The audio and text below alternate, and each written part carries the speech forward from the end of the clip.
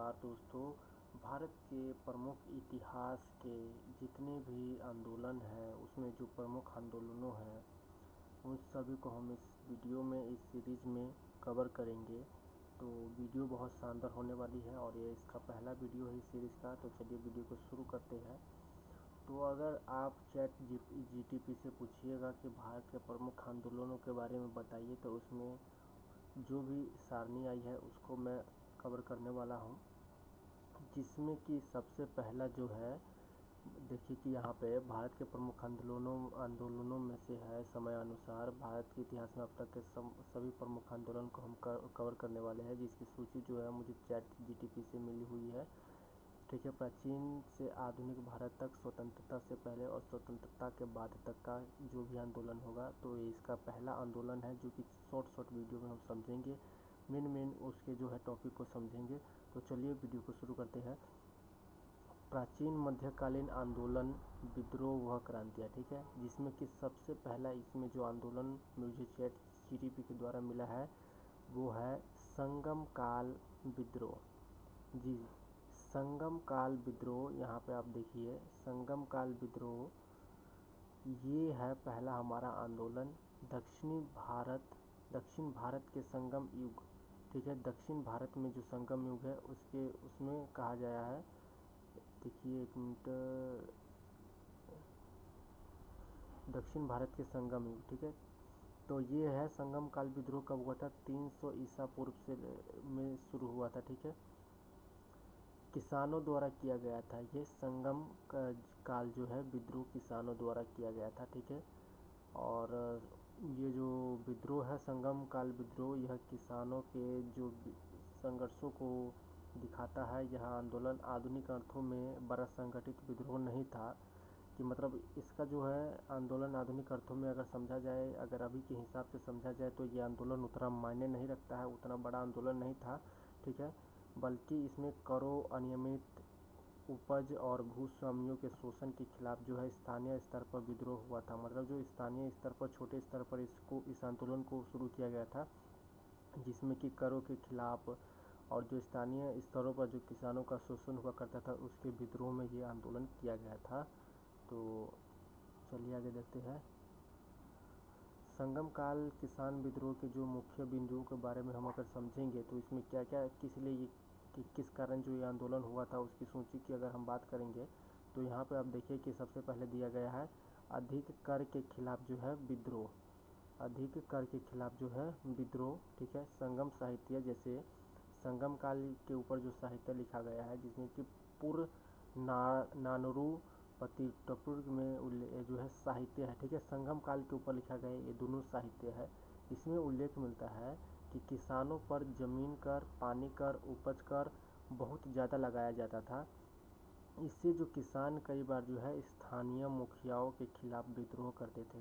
ठीक है, और कुछ नहीं था इसमें कि जो है किसानों के ऊपर जो है बहुत कर लगाया जाता था, जिसके कारण और उन्होंने विद्रोह किया था। पानी कर लगाया जाता था, उपज कर लगाया जाता था। अगर उनकी उपज होती है तो उसके ऊपर कर लगा दिया जाता था। ठीक है, पानी के ऊपर ज़मीन के कर। और अगला हम जानेंगे इसमें कि चलिए संगम काल में सबसे अगला जो है इसका पहला हमने पढ़ लिया यहाँ पे। देखिए ये था हमारा अधिकार।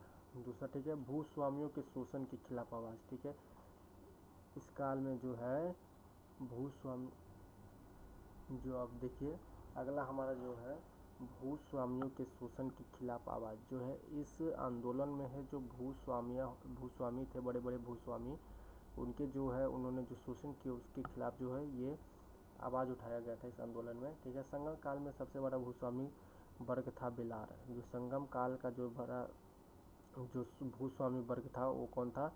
बेलार था। ठीक है, बहुत से किसान उन्हीं के ज़मीन पर काम करते थे। मतलब एक मान के चलिए कि जो है यहाँ पे बेलार जो है बहुत सारा के भूमि का मालिक होता था और बहुत से छोटे से किसान जो है इसी के ज़मीन पे जो है काम किया करते थे, और ये शायद ये किसानों का जो है शोषण किया करता था।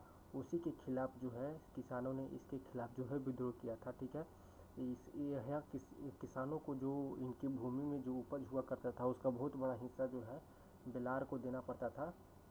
ठीक है, जैसा कि यहाँ पे आप देख सकते हैं इस अन्याय के खिलाफ किसानों ने समय समय पर विद्रोह के प्रसंग मिलते हैं। ठीक है, चलिए आगे बढ़ते हैं। अन्यायपूर्ण जबरन मजदूरी के खिलाफ जो किसान था उसे जो है बिलार द्वारा जो है, यहाँ पे आपने ऊपर देखा कि बिलार हुआ करता था। ठीक है, बिलार। ठीक है, यहाँ पे देखा आपने। तो आगे देखिए कि जो है अन्यायपूर्ण जबरन मजदूरी के खिलाफ जो है संघर्ष। ठीक है, राजा या मुखिया की बड़ी परियोजनाओं के लिए राजा हुआ करता था किसी गांव का, किसी, ठीक है, या मुखिया हुआ करता था। वो जो है बड़ी परियोजनाओं के लिए किसानों से जो है जबरन श्रम करवाता था, उनसे कहता था कि तुम्हें करना ही पड़ेगा, मतलब ज़बरदस्ती जो है उनसे मजदूरी करवाता था। कौन करवाता था? राजा करवाता था या मुखिया करवाता था। गांव का मुखिया या राजा जो है उनसे ज़बरदस्ती मजदूरी करवाता था। ठीक है, संगम साहित्य इसे उडियर कहता है। संगम साहित्य में इसे क्या कहा गया है? उडियर कहा है। इस विद्रोह के उल्लेख जो है विद्रोह की ओर संकेत करते हैं। इसके विद्रोह जो है उल्लेख जबर जो इसके विरोध के उल्लेख जो है विद्रोह के संकेत करते हैं, मतलब उनसे अगर जबरन काम करवाया जाएगा तो विद्रोह होता था। ठीक, इसी के खिलाफ जो है विद्रोह करवाया। ठीक है, आगे चलिए बढ़ते हैं। यहाँ पे है सूखे और अकाल के दौरान विद्रोह। संगम काल में है जो किसानों का जो विद्रोह था वो सूखे और अकाल के दौरान भी हुआ था। ठीक है, देखिए अगर अकाल पड़ता था और राजा कर में छूट नहीं देता था, अकाल पड़ जाता था, किसानों की उपज नहीं हुआ करता था अकाल के कारण, उस समय भी जो है मुखिया और राजा जो है कर को कम नहीं करता था, उसके खिलाफ जो है किसानों ने जो आंदोलन किया। ठीक है, तो किसान के विद्रोह करते नहीं देते थे। ठीक है, छूट नहीं देते थे, इसी कारण विद्रोह करते थे। सामूहिक रूप से राजा से राहत मांगते थे, मतलब मिलकर जो है विद्रोह करके जो राजा के खिलाफ उनसे जो है राहत मांगा करते थे किसान। आगे चलिए। प्राचीन किसान पंचायतों के रूप में संघर्ष। कई जगह किसान सामूहिक रूप से इकट्ठा होते थे। कैसे विद्रोह होते थे और गांव के परिषद में अधिकार की लड़ाई लड़ा करते थे। ठीक है, जैसे कि आप यहाँ पे देख सकते हैं, कई किसान इकट्ठे हो जाते थे और जो है लड़ाई लड़ते थे। ठीक है, इसी को संगम साहित्य में सभा और उर कहा जाता था। मतलब संगम साहित्य आप पढ़ेंगे जिसमें इस आंदोलन का जो है बताया गया है, इस आंदोलन के बारे में है। तो जो जिस जगह पर जो है ये लोग इकट्ठे हुआ करते थे उसी सभा और उर कहा जाता था, जहाँ पे ये लोग इकट्ठे होते थे और लड़ाई लड़ते थे। तो उसे साहित्य में क्या कहा गया है? सभा और उर कहा गया है। ठीक है, निष्कर्ष क्या देखेंगे हम जो इस आंदोलन के बारे में, तो संगम काल में किसानों का विद्रोह जो है आधुनिक अर्थों में अगर देखा जाए तो संगठित आंदोलन जो है नहीं था, लेकिन उच्च कर, भूमि असमानता और जबरन मजदूरी, यहाँ पे आप देख सकते हैं जबरन मजदूरी के खिलाफ जो है कई स्थानीय विद्रोह हुए, जिसका उल्लेख जो है संगम साहित्य में दिखता है। चलिए, तो ये था, आपने देख लिया संगम काल का जो है इतिहास, क्यों विद्रोह हुआ था, किसानों को क्या दिक्कत थी। ठीक है, तो ये था पहला वीडियो, भारत के प्रमुख आंदोलन समय अनुसार। ठीक है, चलिए, कब हुआ था? 300 ईसा पूर्व से 300 ईस्वी के बीच में हुआ था ये। चलिए, तो